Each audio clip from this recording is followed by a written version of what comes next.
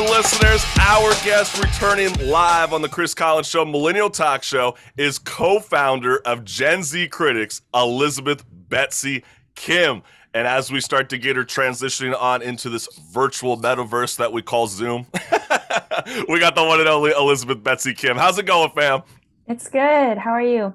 We are fabulous, always fabulous, because when we have you on, we always feel like we're getting that much closer to actually knowing the reality of what the award season is going to be all about. I remember when we talked like 6 months ago, you were talking about your fascination with Korean pieces, and I kept thinking about you this whole time when Squid Game was blowing up all over the place, because there's an epiphany going on when I talk to you, Betsy, and I know that you know what's good. And let me begin by saying, what a year it's been for cinema. And I want to know from you, what is your favorite movie this year?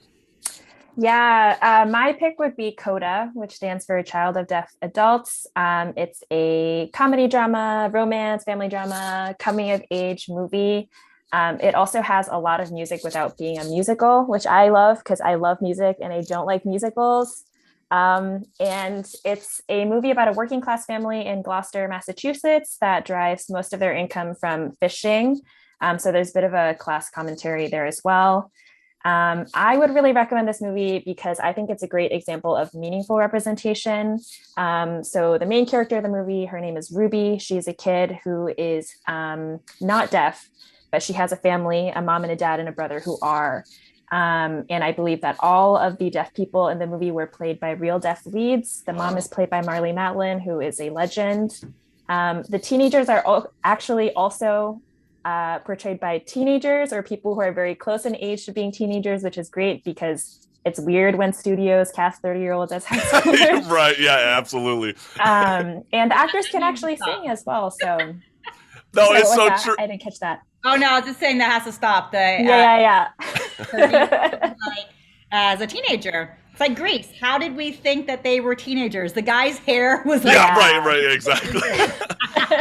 But Betsy, I don't know if you've ever been asked this question before, especially when asked about your year in review. Like, what was the best movie scene in 2021? Because I know for myself personally, it was No Time to Die with this surprisingly emotional send-off of Daniel Craig. But from your world, I want to know what's good. Yeah, so I would issue a general just disclaimer about this movie because I liked it, but I also think that when directors tend to think of women as like a piece of ass, the nagging wife, or an old hag, it tends to show in the movie.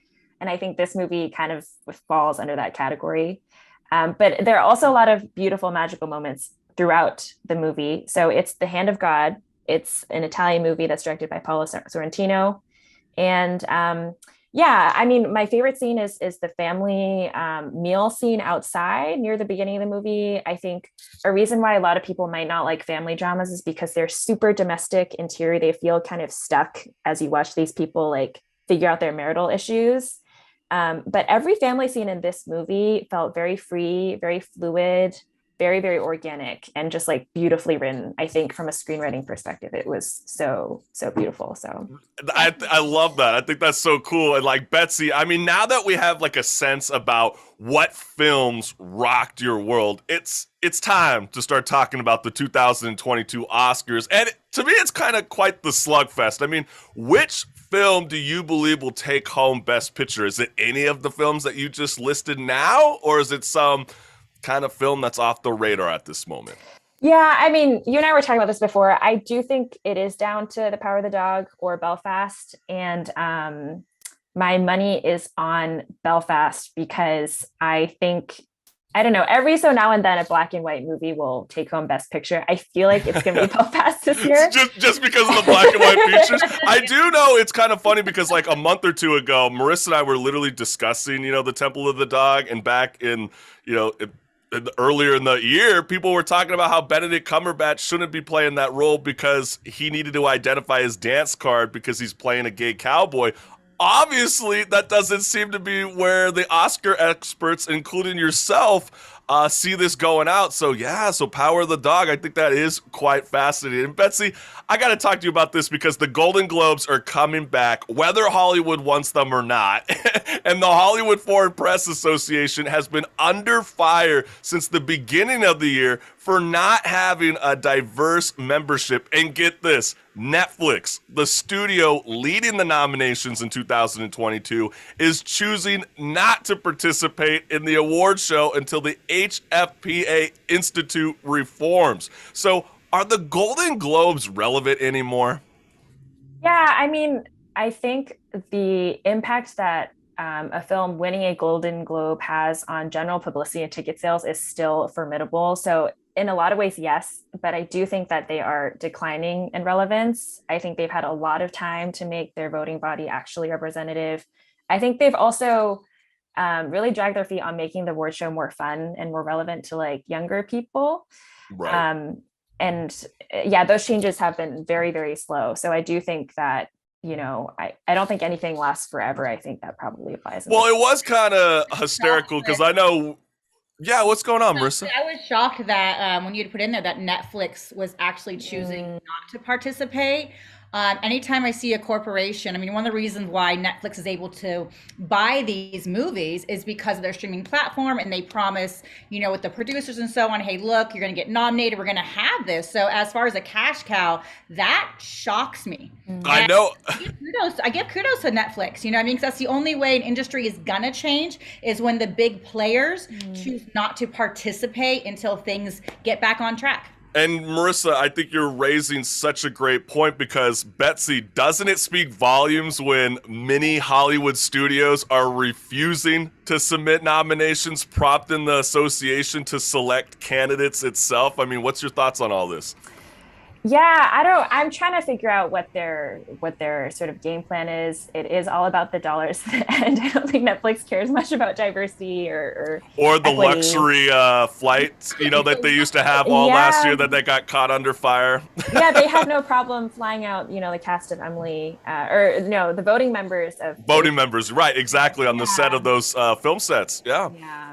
So I mean, it's kind of wild, but when I see younger generations, come more disassociated with the Golden Globes, I can't help but wonder, have you thought about the impact this can have on you, the film critic in the entertainment industry? Because I'm kind of afraid for the worst, because if the decline in credibility of award shows are losing interest with younger generations, what does that mean for your world in the entertainment industry?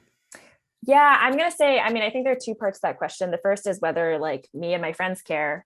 I think most of my friends are, college aged. Most of my friends are not white. Most of my friends are women. So I don't know that, I think when you have this award show that has always glorified this super white canon, that it's ever really mattered to like people I know personally. But you're also in the classroom as well. I mean, don't you feel like you would get a sense about like what people are into right now when it comes to cinema? Yeah, I think so. And I mean, again, I don't know that the movies that have always won awards at award shows are necessarily the movies that like people I know are watching.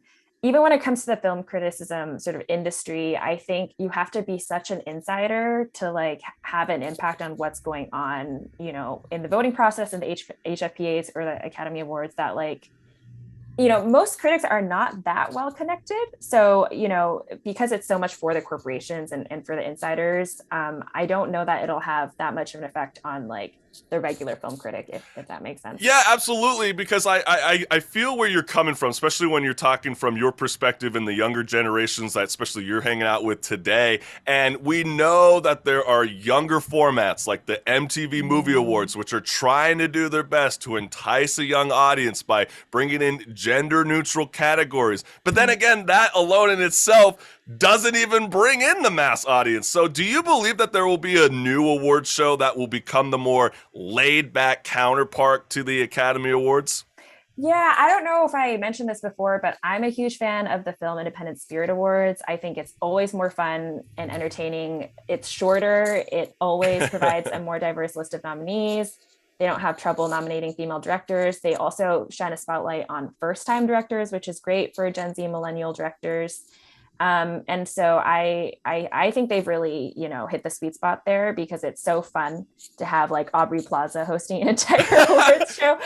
I would point to them. I think they're doing a great job. I do want to ask you this. I'm not too sure if you were able to catch the 2021 Game Awards. Were you able to check that out? No. Yeah, well, I really like the idea that they had with their award show format, because they were consistently showcasing new trailers for up and coming video games. Don't you feel like award shows should be that kind of reality? I mean, wouldn't that actually bring in a viewing audience if you actually save some of the best trailers at the Golden Globes, or let's say the Academy Awards? I mean, wouldn't that bring us in? It seems kind of more Super Bowl-esque in that way with the halftime show. I would actually, I would get a lot of hate maybe from older people for saying this, but I think there are a lot of really talented entertainers, dancers, filmmakers, comedians on TikTok. So, I'm not talking about Charlie D'Amelio, but right. I do think that there's a way to incorporate like talented, people on TikTok and make an award show more fun. Make so it have more spectacle. I mean, because here's the I check out when I want to see a highlight. I go onto my YouTube. You can have the TikTok. I just I want to see a highlight. Any of the awards, I'm like, ooh, I heard some buzz. I don't sit and watch the whole thing because it is boring. No, it is boring. And they're always so sobbing. They can never get through their like dialogue that they have pre-written, like when they go walk up there with their speech. And it's like, nobody wants to hear your political slant as well. I think we want to just stick it to what cinema and television and film's all about, which is entertainment. But the Game Awards are showing. They are hitting on the heartthrob of what younger generations want to see, which is spectacle, flashing, movies, keep me interested, and let's drive it forward. I think that's such a great point, Marissa, especially when the gaming industry is dominating movies and music combined. But Betsy, let's switch topics, because there's been plenty of debate about the role of movie theaters, shortened windows between theatrical debuts, and streaming premieres. And with that being said, you might know this Yankee Doodle. I mean, the award-winning director Ridley Scott blamed Millennials for The Last Duel underperforming as bad as it did because, quote, "We do not ever want to be taught anything unless you're told it on the cell phone." What was your first reaction when you heard this? I mean, is it really about the cell phone? Yeah, I think it's a cop-out. I think it's just like a classic case of directors forgetting that we don't all live in their universe. And I think I am a Ridley Scott fan. I think a lot of people forget he directed Thelma and Louise. It's maybe the great feminist Western. But yeah, I think he's just really caught up in his own. Well, it was kind of funny too. I know he was with a French reporter and they were talking about his film, The Last Duel, and the guy was trying to be really nice and was trying to compliment him. And he was like, "Hey man, I think The Last Duel is cinematically beautiful compared to Braveheart." And he said, "Fuck you, I don't want to hear that," and all that kind of stuff. So it's like, it's kind of weird that like even these younger critics like yourself can't say something nice, but complimented that it's in the same reality as a classic film such as Braveheart. But like during the weekend, blame was quickly being thrown around movies such as West Side Story and The Last Duel for bombing at the box office with a budget over $100 million, which is just so insane to me. But my thing is, why haven't baby boomers been considered the ones unwilling to go back to the movie theaters? Why hasn't Ridley Scott thought about that? Yeah, I don't think I have an answer to that, but it's a really good question. I think, especially considering that, streaming is a better deal for everyone, but baby boomers do have more spending power than millennials. Well, they have more spending power, and it's like, going out. They're not. Okay, look, here's the reality of the situation. COVID is rampant. We have another variant coming out. I don't know that many baby boomers who are going to the movie theater.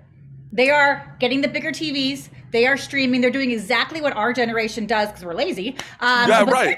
The health.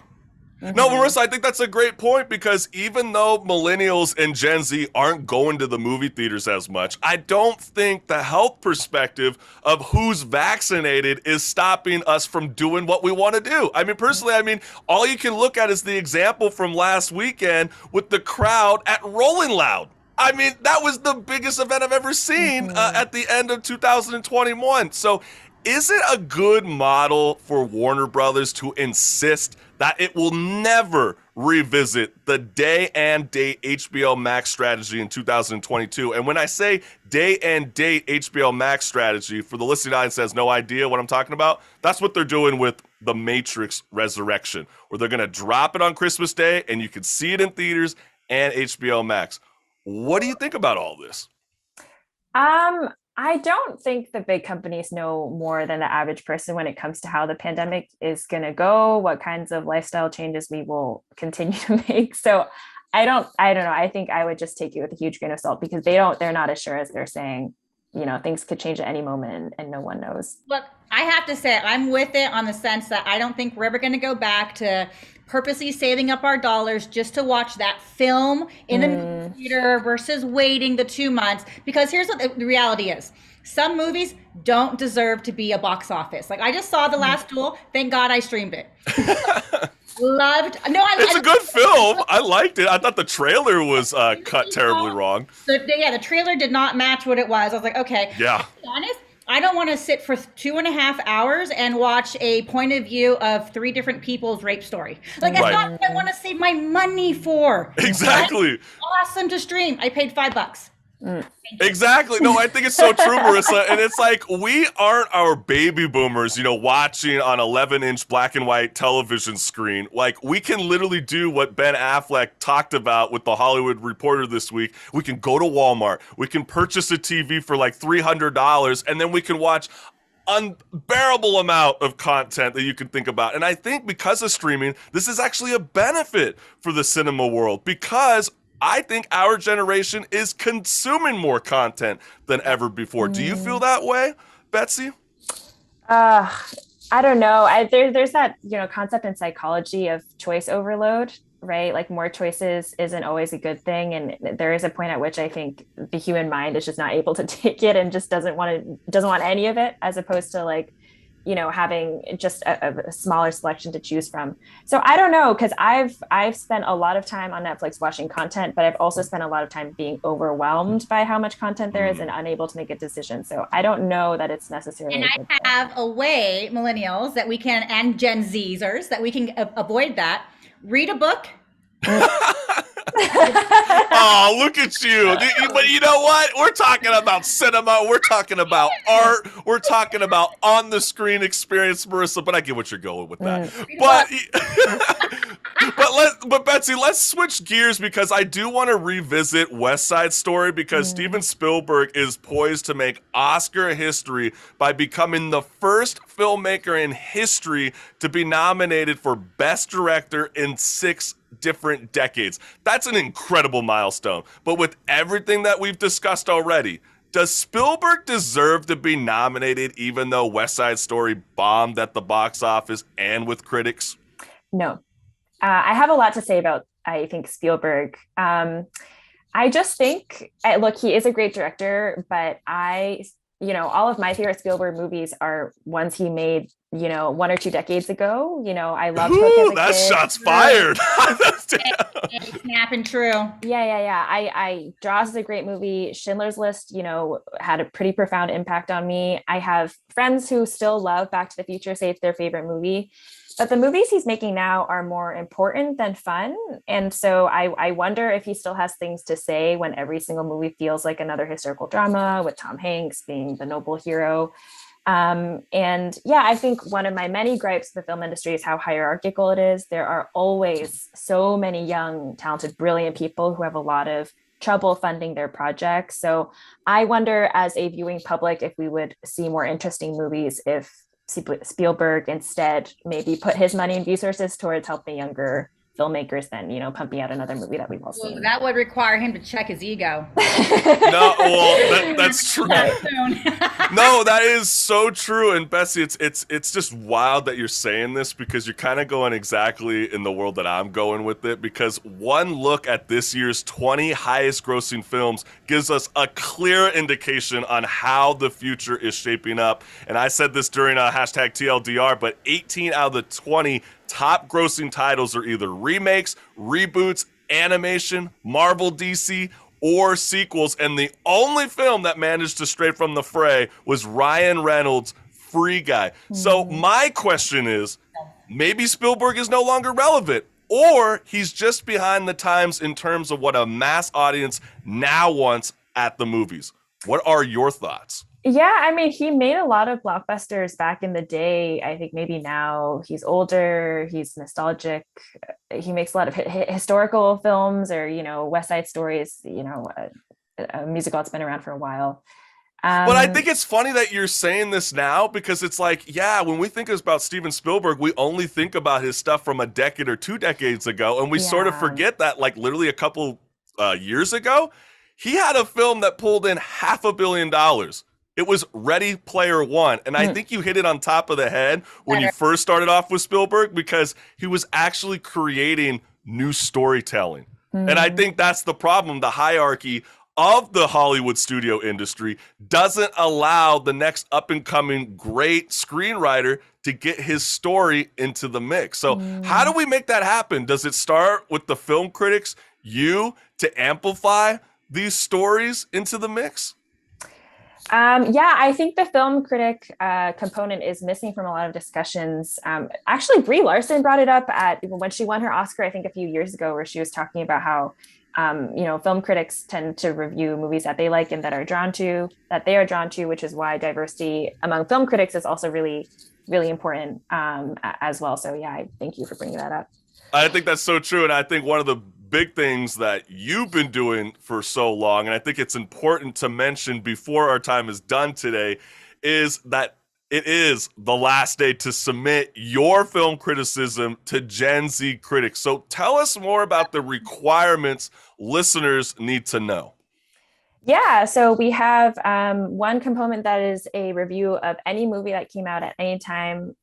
Generally, it's restricted to the year, but this year we decided, with the ongoing pandemic, you can review a movie from any time at all. It could be a movie that you review for a class, or it could be something that you just wrote after seeing whatever movie, not for a class. And then the other component is an essay where we ask you to give your thoughts on how we can make young people interested in film criticism. Oh, I love that. And what are some of those early reads that you've gotten so far? What are some of the things that you've seen so far with the Gen Z critics right now? I mean, what are some of the voices that they're saying today? Yeah, a lot. I think push for more diversity and representation. It's really important to them. I think it's not just a buzzword for them. It's a way of life, and it's something that they see as making a real impact in the industry. Some will, I think, kind of dismantle the question itself and say film criticism is alive. It's not dying. It's just moved to other platforms, and will, I think, sort of attack the premise of the question, which I always think is fun. I love, a creative entry. I love someone who dismantles the question itself and thinks of it in a different way. Absolutely. And I think that's so cool. I mean, are they talking about more true vision on screen, or are they talking about behind the screen, or both? I would say both. A lot are writer directors. They're very multi-talented young people. So I think they come at the problem from a lot of different angles. Gotcha. Absolutely love it. And I do want to remind the listening audience that the deadline for submissions is today at 11:59 p.m. Eastern Standard Time. Right. So if you're on the West Coast, it's 9 p.m. So, you have enough time. You still have enough time to get those film critics in. But I do want to mention that this is such a great opportunity for those people to submit, because 5 finalists will be determined by professional film critics from organizations such as the New York Film Critics Circle and the Boston Society of Film Critics. So how does it feel to have those 2 organizations support what you've been doing for this many years now? It's great. I think, a big part of our mission is sort of intergenerational mentorship and dialogue, as well as empowering young people. That's a really important part of our what we're doing. So it, I think, feels great to have both young and older critics on board. Come on, Gen Z. If you're hearing this now, it's only for people who are 24 years and younger. But if you're listening to this, what are you waiting for? This is an amazing opportunity. And thank you, Elizabeth Betsy Kim, for joining the Chris Collins Show, because I love everything about Gen Z critics, and I would love to support and find ways to bring new eyes towards a younger generation. So you just let us know what's good in 2022. We would love to assist you.